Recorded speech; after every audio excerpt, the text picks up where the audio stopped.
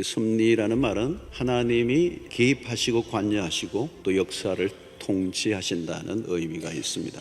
그 세상은 절대로 저절로 때로는 우연히 돌아가는 것이 아니고 하나님의 절대적 능력에 의존되어져 돌아가고 있다는 사실을 우리는 창조의 하나님을 통해서 알 수가 있습니다. 그분이 창조주이시기 때문에 심판주가 되실 수 있다는 것입니다. 구원과 심판은 분리되어 있는 것이 아니라 붙어 있는 것입니다. 구원이 있기 때문에 심판이 있는 것입니다. 하나님의 관심은 사실 심판 자체보다 구원에 더 관심이 있으시죠.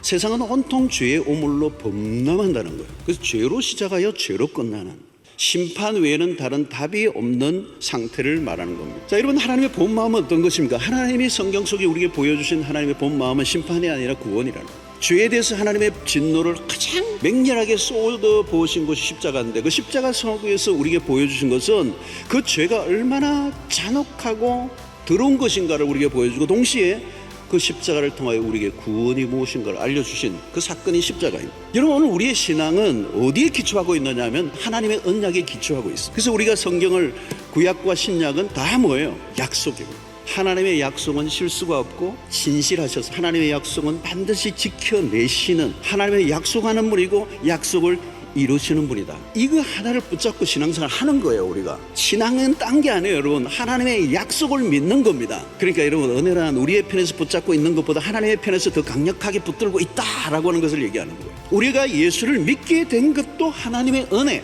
믿음을 유지하며 지금까지 살아온 것도 하나님의 은혜, 세상이 아직 돌아가는 것도 인간들이 선해서가 아니라 하나님의 은혜의 때가 남아있기 때문에 진짜 믿음은 끝까지 갑니다. 그거 믿음이 하나님으로부터 온 것이라. 고난을 통하여 믿음이 더 견고해지잖아요. 그게 믿음이, 그게 진짜 믿음이에요. 믿음의 길을 제대로 걷고자 하는 사람들은 다 외로워요. 지금도 마찬가지. 여러분, 악이 범람하는 세상에서 조금이라도 다르게 살려고 하면 그때부터 힘들어집니다.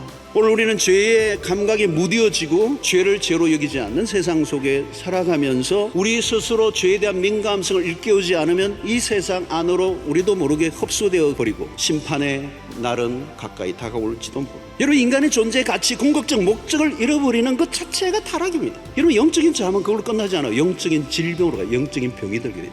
그리고 그 다음에 뭐예요? 영적으로 죽는 거예요. 영적으로 느슨해지면 목적을 놓쳐버려요. 목적을 놓치면 수단에 끌려다녀야 되잖아요.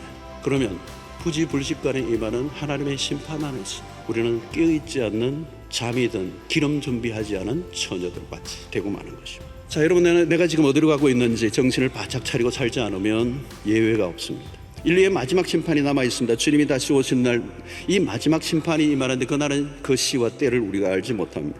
구원을 얻은 자는 자신의 구원으로 만족해서 끝나서는 안 됩니다. 자신에게 임한 구원을 바로 이해한 사람들은 그 구원을 다른 사람에게 알려야 합니다.